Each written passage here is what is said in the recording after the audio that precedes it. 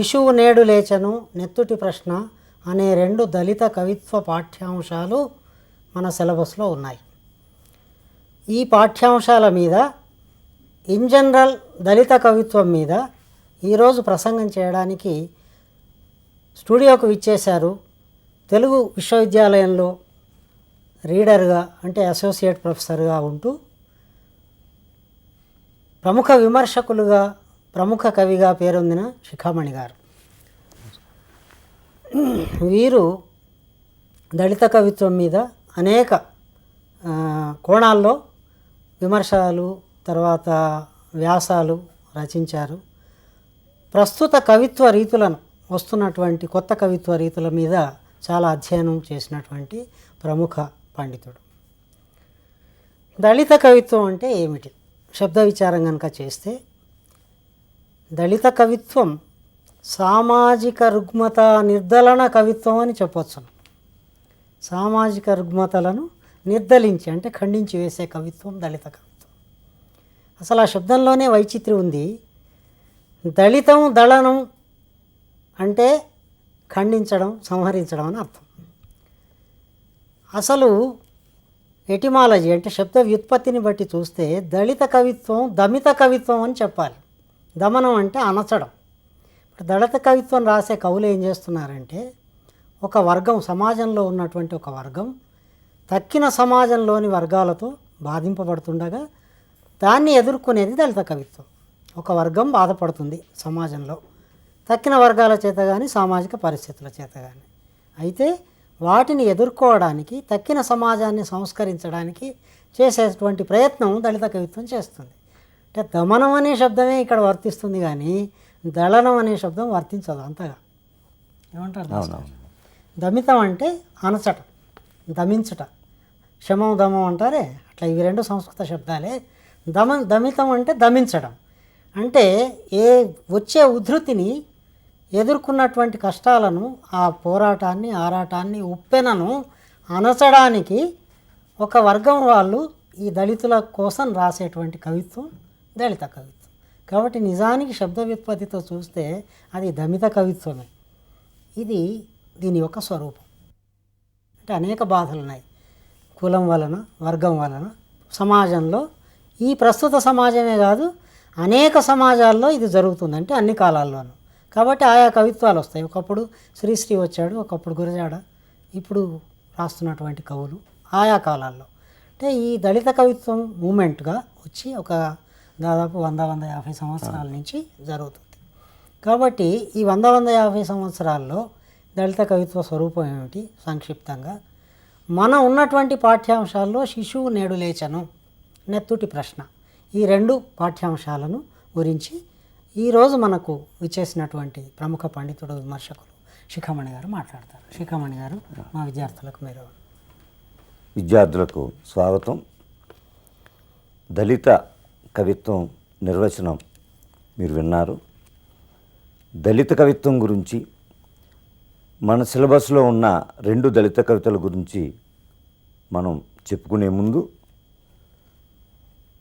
అసలు భారతదేశంలో దళిత ఉద్యమం ఎట్లా ప్రారంభమైంది, దళిత సాహిత్యోద్యమంగా అది ఎట్లా పరివర్తనం చెందింది, ఆంధ్రదేశానికి సంబంధించిన దళిత సాహిత్యోద్యమ నేపథ్యం ఏమిటి అనే విషయాల్ని మనం కూలంకషంగా ముందు చూడవలసిన అవసరం ఉంది. కులం పునాదుల మీద, ఒక మతం పునాదుల మీద మీరు ఒక జాతిని నిర్మించలేరు, ఒక నీతిని నిర్మించలేరు అన్నారు డాక్టర్ బిఆర్ అంబేద్కర్. కానీ దురదృష్టవశాత్తు భారతీయ సమాజం అంతా కూడా మత పునాదుల మీద, కులం పునాదుల మీద నిర్మితమై ఉందన్న విషయం మనందరికీ తెలుసు. ప్రపంచంలో ఏ సమాజంలోనూ లేనటువంటి కుల వ్యవస్థ అనేటువంటిది ఒక్క మన భారతదేశంలోనే కనబడడం కూడా మనం గమనిస్తాం. ఈ నేపథ్యం నుంచి మనం దళిత సాహిత్యోద్యమాన్ని చూసినప్పుడు దళిత అనేటువంటి పదం ముఖ్యంగా 1960 ప్రాంతాల నుంచి సాహిత్యంలో ప్రచలితమై ఉంది అని మనం చెప్పుకోవచ్చు. అంతకుముందు అది నిమ్న జాతుల సాహిత్యం అని కానీ లేకపోతే పంచమముల సాహిత్యం అని కానీ పిలువబడుతూ ఉండేది. అస్పృశ్యుల సాహిత్యం అనేటువంటిది కూడా దానికి మరొక పేరు.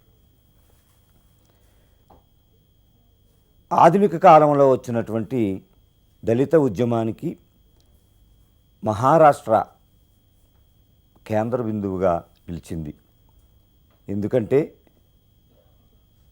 మహాత్మా జ్యోతిబా ఫూలే ఎవరైతే ఈ దేశంలో మొట్టమొదటిసారిగా కుల నిర్మూలనకు నడుం కట్టి ఒక కార్యాచరణను రూపొందించాడో అలాంటి మహాత్మా జ్యోతిబా ఫూలే మహారాష్ట్రకు చెందినవాడు. జ్యోతిబా ఫూలేను గురువుగా చూసుకున్నటువంటి అంబేద్కర్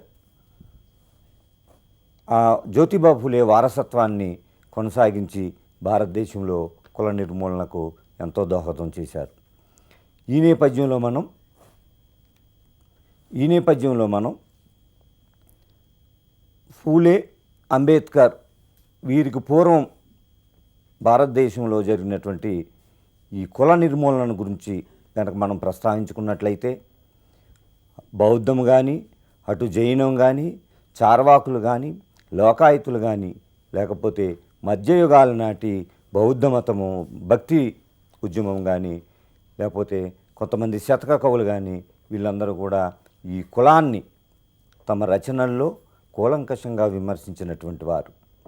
ఇక ఆధునిక భారత సమాజానికి గనక మనం వచ్చి చూసినట్లయితే అంటే మాస్టారు వీటి మూలాలు వేర్లు ఉన్నాయి ముందే ముందే మనకు, కానీ దళిత కవిత్వం అనేది ఒక పర్టికులర్గా కాయినింగ్ అయ్యి ఆ శబ్దం ద్వారా ప్రచురమైంది 1960 నుంచి. అది మరాఠీ దళిత సాహిత్యం నుంచి వచ్చింది మన భారతీయ దళిత సాహిత్యం. అంటే వీటి మూలాలు మొదటి నుంచే భారతదేశంలో వస్తున్నాయి. అంటే విభిన్నత అనేది కుల వ్యవస్థ, విభిన్నత మత వ్యవస్థ అనేది సంఘక్షేమాన్ని కుంటుపరచకూడదు అనే దృష్టితో మొదలైంది కదా. అవునండి, అవును. ఈ రకంగా చూసినప్పుడు మనం ఆధునిక భారత సమాజంలో బ్రిటిష్ వారి రాకతో దళితుల జీవన స్థితిగతుల్లో ఒక మార్పు అనేటువంటిది స్పష్టంగా మనం గుర్తించగలుగుతాం. అంతకు ముందున్నటువంటి పరిస్థితి ఏమిటంటే ఈ భారతీయ సమాజం కల్పించినటువంటి చాతుర్వర్ణ హిందూ వ్యవస్థ, కులము అనేటువంటిది సమాజంలోని కొందరి వర్గీయులకు అది ఉన్నత స్థానాన్ని కల్పించి గౌరవంగా చూసి విద్యను, సంస్కృతిని, కళలను ఆయా కులాల వారికే దారాదత్తం చేయడం, మరికొంతమందిని అంటరాని వారుగా, చూడబడని వారుగా, ముట్టుకోకూడని వారుగా అస్పృశ్యులుగా ఎంచి వారిని ఊరికి దూరంగా వెలివేయడం, వాళ్ళకి సమాజంలో గౌరవ మర్యాదలు అనేటువంటి ఇవ్వకపోవడము అనేటువంటి ఒక వ్యవస్థ, ఒక వర్ణ వ్యవస్థ అనేటువంటిది చాలా బలంగా వేళ్ళూనుకున్నటువంటి వ్యవస్థ.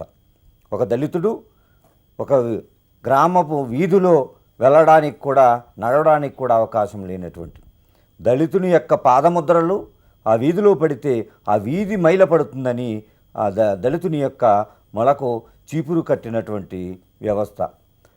ఆ దళితుడు ఉమ్మితే ఆ మార్గం అపవిత్రమవుతుందని ఆ దళితుని మెడకు ముంత కట్టినటువంటి ఒక వ్యవస్థ.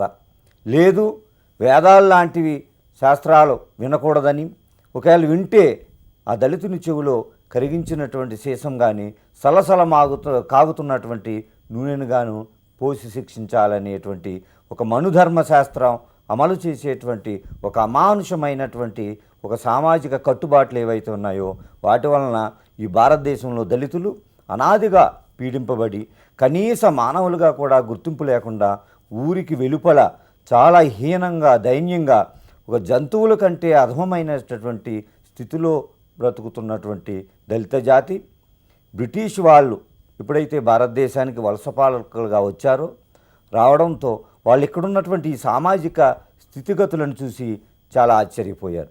ఒక దేశంలో, ఒక ప్రాంతంలో, ఒక ఊళ్ళో నివసిస్తున్నటువంటి మనుషుల మధ్య ఇంత అగాధాన్ని వాళ్ళు ఎక్కడా చరిత్రలో చూసి ఉండలేదు. ఇవాళకి బ్రిటిష్ వారికి ఇది చాలా అన్యాయం, చాలా అక్రమంగా అనిపించి వాళ్ళు చాలా మానవతా దృక్పథంతో, ఒక ఉదారమైనటువంటి భావనతో వాళ్ళు బ్రిటిష్ వాళ్ళు ఎవరైతే ఇక్కడ పాలకులుగా వచ్చి ఉన్నారో వాళ్ళు దళితులను చేరదీసి క్రైస్తవంలోకి మత మార్పిడి చేసి వాళ్ళకి సమాజంలో ఒక హోదా కల్పించి, లేకపోతే బ్రిటిష్ వాళ్ళు ప్రవేశపెట్టిన విద్యా విధానం వల్ల దళితులకు విద్యార్హత విద్యను అభ్యసించేటువంటి అవకాశం కల్పించి, తద్వారా చిన్న చిన్న ఉద్యోగాల్లో దళితులు కుదురుకునేటట్టు చేసి ఒక సామాజిక రంగంలో దళితులు రంగప్రవేశం చేయడానికి బ్రిటిషు విద్యా విధానం అనండి, మత విధానం అనండి కొంతవరకు దోహదం చేసింది. అంతకుముందు దళితులకి దేవాలయ ప్రవేశం లేదు. దళితుడు దేవుణ్ణి కనుక చూసినట్లయితే ఆ దేవాలయపు మెట్లు ఎక్కితే ఆ పవిత్రత అంతా అపవిత్రమైపోతుంది అనేటువంటి భావనతో దళితులకి దేవాలయ ప్రవేశం నిషేధించారు. అలా ఊళ్ళోకే ప్రవేశం లేని దళితుడు గుడిలోకి కానీ బడిలోకి కానీ వెళ్ళేటువంటి అవకాశం లేకుండా చేశారు. ఈ సమయంలో ఈ బ్రిటిష్ పాలకుల యొక్క ఆదరణతో దళితులు పెద్ద ఎత్తున క్రైస్తవంలోకి వెళ్ళడం, అక్కడ మతాన్ని స్వీకరించడం, విద్యను అభ్యసించడం, ఉద్యోగాలు చేయడం అనేటువంటిది ఏదైతే జరిగిందో అది దళితుల యొక్క ఆధునికమైనటువంటి పరివర్తనకు, సామాజిక పరివర్తనకు కొంత దోహదం చేసిందిగా మనం అనుకోవచ్చు. స్వాతంత్రోద్యమ కాలంలో ఈ సాహిత్యము హరిజనాభ్యుదయ సాహిత్యము, అస్పృశ్యత నివారణ సాహిత్యం అనేటువంటి పేర్లతో పిలువబడింది. మాతృమందిరము, మాలపల్లి వంటి నవలలు, తరువాత నిరుద్ధ భారతం వంటి కావ్యాలు దళిత సాహిత్యం పూర్వరంగంలో వచ్చినటువంటి కృతులు. అయితే ఇవన్నీ కూడా దళితేతరులు రాసినటువంటి సాహిత్యం.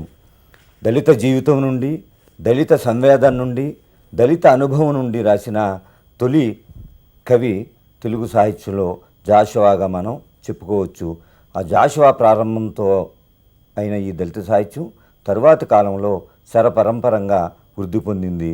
ఇప్పుడు మనకు సిలబస్లో ఉన్నటువంటి ఈ రెండు కవితలు దగ్గరికి వచ్చినట్లయితే ఈ రెండు కవితలు కూడా ఆంధ్రదేశంలో 1980 ప్రాంతంలో దళితుల మీద జరిగినటువంటి విస్తృతమైనటువంటి దాడుల నేపథ్యం నుంచి ఆధునికమైనటువంటి దళిత సాహిత్యం ఉద్భవించింది.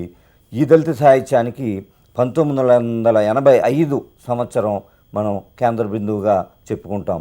ఎందుకంటే చుండూరులో జరిగినటువంటి, కారంచేడులో జరిగినటువంటి దళితులపైన ఊచకోతలు తెలుగులో ఆంధ్రదేశంలో దళిత మహాసభ అనేటువంటి ఒక సంస్థ ఆవిర్భావానికి దోహదం చేసింది. అక్కడ నుండి తెలుగు దళిత కవులు తమ గాయాలను గేయాలుగా మలుచుకొని విరివిగా దళిత కవిత్వం రాయడం ప్రారంభించారు. ఈ నేపథ్యంలో మనం ఈ సిలబస్లో ఉన్నటువంటి ఈ రెండు కవితలను మనం చూద్దాం. శిశువు నేడు లేచెను, ఇది సతీష్ చందర్ రాసినటువంటి కవిత. సమాధులకు అడ్డంగా బండరాళ్ళెందుకు, పర్వతాలనే పేల్చమనండి, ఉన్నట్టుండి జీసస్సులు ఉషస్సులా చివాలన లేవకపోరు. శిశువు నేడు లేచెను కవితలో ప్రారంభ వాక్యాలివి. ఈ కవిత యొక్క నేపథ్యాన్ని కనుక మనం చూసినట్లయితే 1991 ఆగస్టు 6న చుండూరులో జరిగినటువంటి దళితుల ఊచకోతకు సంబంధించి ఈ కవిత ప్రతిస్పందనగా రాయబడింది. ఈ కవిత ప్రారంభ వాక్యాలని బైబిల్ ఇతివృత్తంగా ఆధారంగా చేసుకుని రాసినటువంటివి. ఇందాక మనం దళిత సాహిత్య నేపథ్యంలో దళితులు క్రైస్తవ మత స్వీకరణ ద్వారా, ఆంగ్ల విద్య ద్వారా సంస్కారవంతులయ్యారు, విజ్ఞానవంతులయ్యారని మనం చెప్పుకున్నాము. ఇక్కడ ఈ దళిత కవి ఈ బైబిల్లో ఉన్నటువంటి వృత్తాంతం ద్వారా ఈ కవితను ప్రారంభిస్తున్నాడు. బైబిల్ ఇతివృత్తంలో క్రీస్తు సిలువ వేయబడడం, గుహలో క్రీస్తును ఉంచడం, 3వ రోజున క్రీస్తు పునరుత్థానం చెందడం అనేటువంటిది బైబిల్లో ఉన్నటువంటి ఇతివృత్తం.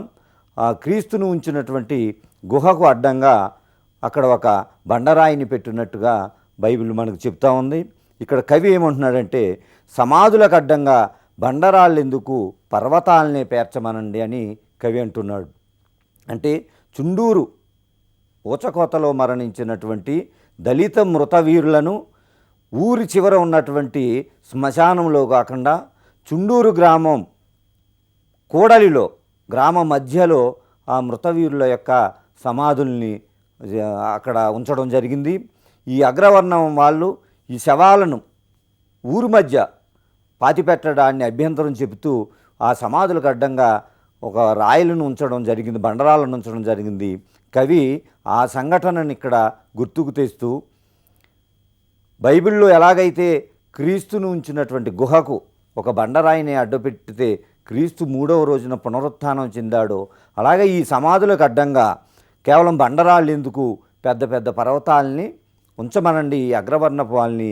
ఈ మృతవీరులు క్రీస్తు పునరుత్థానంలాగే ఈ మృతవీరులు కూడా లేచి నిలబడతారు, లేచి వస్తారు, మళ్ళీ ఈ లోకాన్ని, ఈ దళిత వర్గాన్ని, దళిత జాతిని ఉద్ధరిస్తారు అనేటువంటి దృక్పథం మనకి ఈ పాదాల్లో కనబడుతుంది.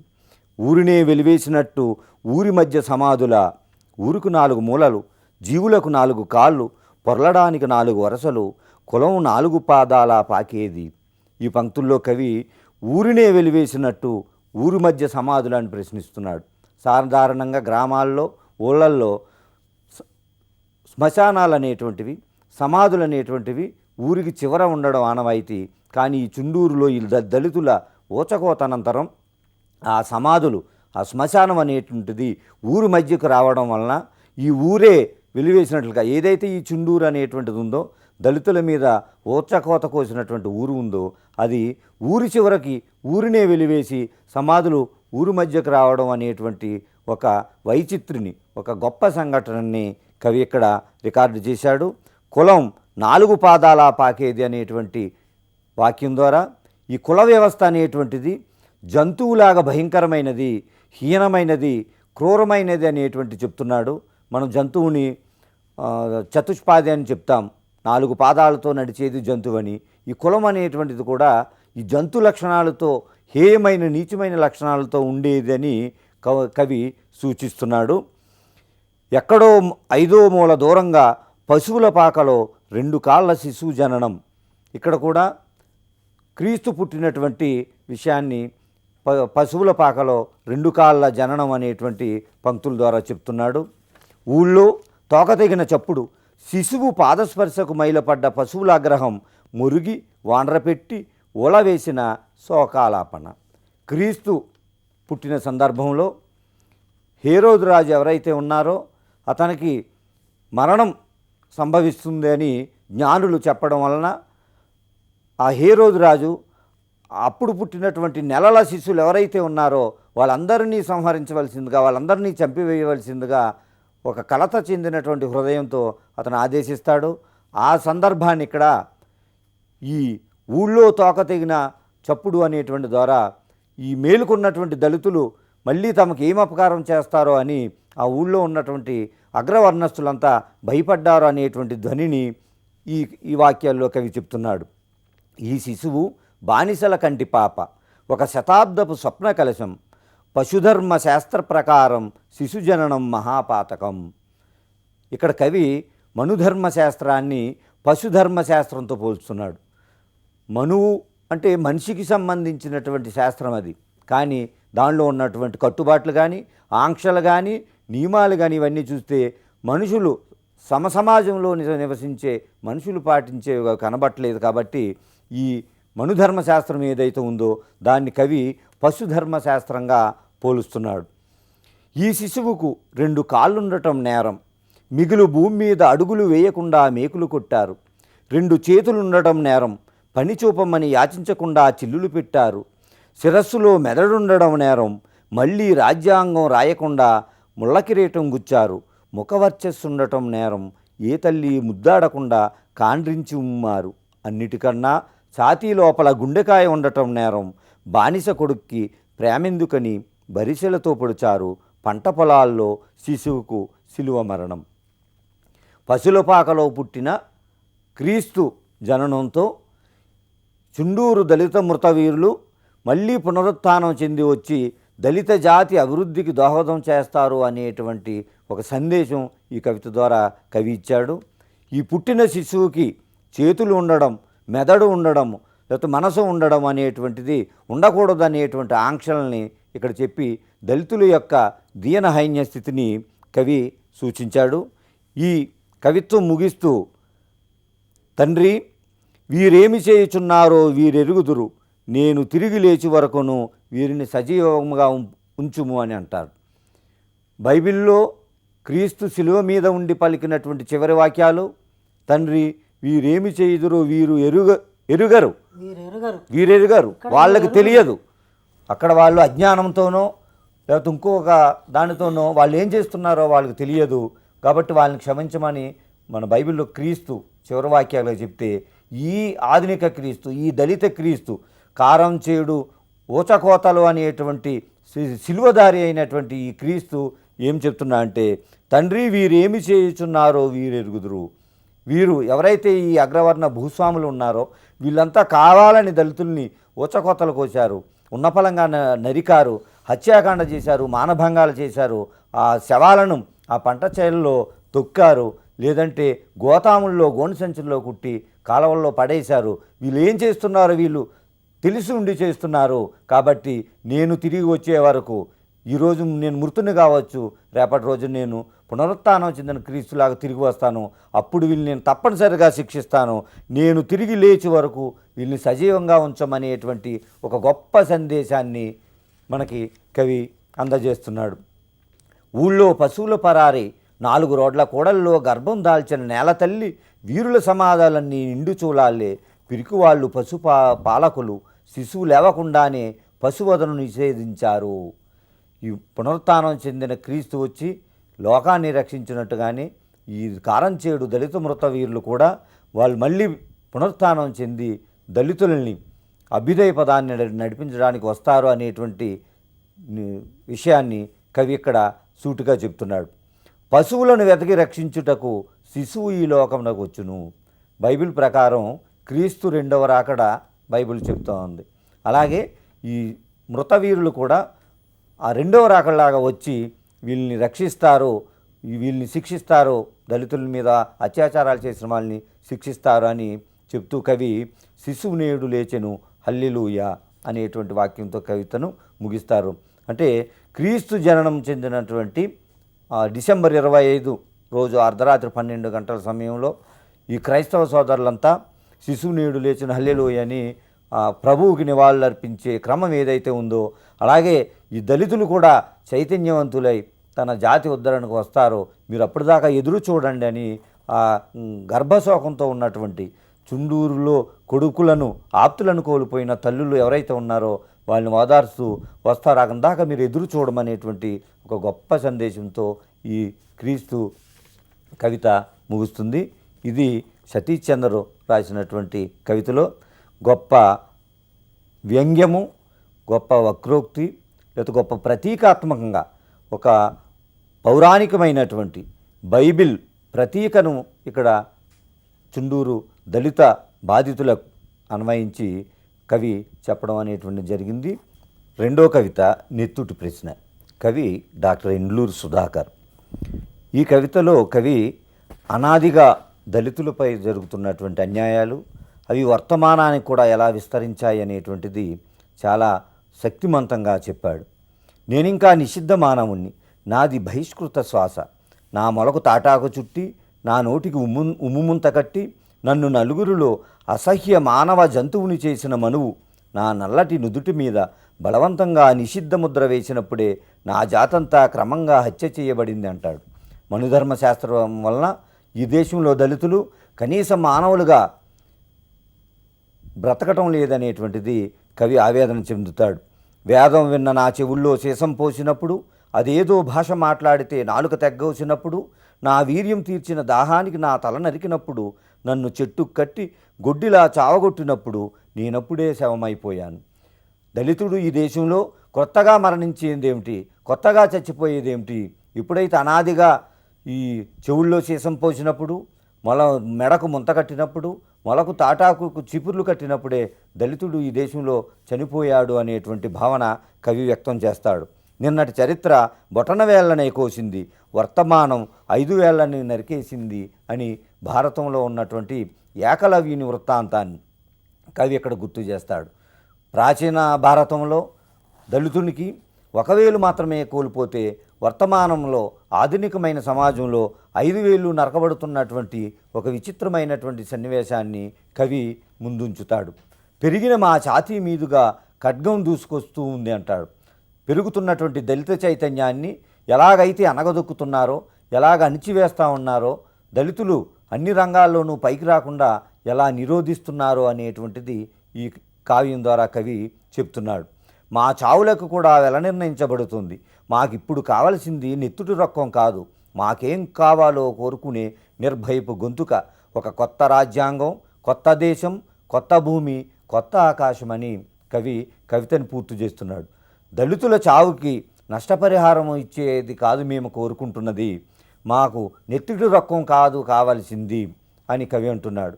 ఇక్కడ జాషువా చెప్పినటువంటి మాటలు గుర్తు చేసుకోవాల్సిన అవసరం ఎంతైనా ఉంది. అప్పుపడ్డది సుమి భారతావని వీని సేవకునని జాషువా ఏదైతే ఈ చెప్పులు కుట్టేవాడు ఎవరైతే ఉన్నాడో వాని సేవకు ఈ భారత జాతి అప్పుపడ్డది అని అనేటువంటి దానికి కొనసాగింపుగా మేము నెత్తుటి రకం కాదు మేము కోరుకుంటుంది, మాకు కావాల్సింది ఒక నిర్భయ గొంతుక అనేటువంటిది స్వేచ్ఛకు ప్రతీక, వ్యక్తీకరణకు ప్రతీక. అలాంటి నిర్భయ గొంతుకు మేము కావాలనుకుంటున్నాం. ఈ రాజ్యాంగం దళితులకి ఎన్ని సౌకర్యాలు కల్పించినప్పటికీ దాని అమలులో దళితులు దాన్ని అందుకోలేకపోతున్నారు. అందుకు మాకు మరింత శక్తివంతమైన, దళితులకు మరింత భద్రత చేకూర్చేటువంటి ఒక కొత్త రాజ్యాంగం కావాలంటున్నారు. ఈ కుల వ్యవస్థ అవమానాలు లేనటువంటి ఒక కొత్త దేశాన్ని కావాలంటున్నాడు కవి. దళితులు సగర్వంగా సహజీవనం చేసేటువంటి ఒక కొత్త భూమిని, ఒక కొత్త ఆకాశాన్ని కవి ఈ కవితలో ఆకాంక్షించాడు. ఇది మొత్తం గతం నుండి వర్తమానం వరకు కూడా దళితులపై జరిగేటువంటి దాడులను ఈ కొత్త ప్రశ్న అనేటువంటి కవిత శక్తివంతంగా ఆవిష్కరించింది. ఈ కవితల్లో ఉన్నటువంటి పరిస్థితులు, వర్ణితమైనటువంటి పరిస్థితులు ఇది ఇప్పుడు చాలా లేవు. పరిస్థితులు మారినా కానీ ఇంతవరకు జరిగినటువంటి అనుభవ నేపథ్యం యొక్క చిత్రణ చేయటం అనేది ఏ కవైనా చేస్తారు. అందులో ఉన్నంత మాత్రంలో ఇప్పుడు ఆ పరిస్థితులు ఉన్నాయని కాదు, కాలం మారుతున్నది, ఇంకా మార్పు రావాలి. ఈ సమసమాజంలో, ఒక భారత రాజ్యాంగంలో, ప్రజాస్వామ్య దేశంలో ఉన్నటువంటి వ్యవస్థ అది ఇచ్చే సౌలభ్యాలు, సౌకర్యాలు లేదా ఇచ్చేటువంటి ఒక వ్యక్తిత్వానికి సంబంధించినటువంటి స్పృహ, గౌరవం అందరికీ దక్కాలి అనే నేపథ్యంతో రాసిన కవితలు ఇవి. వాటిని వివరించి చెప్పారు. కృతజ్ఞతలు.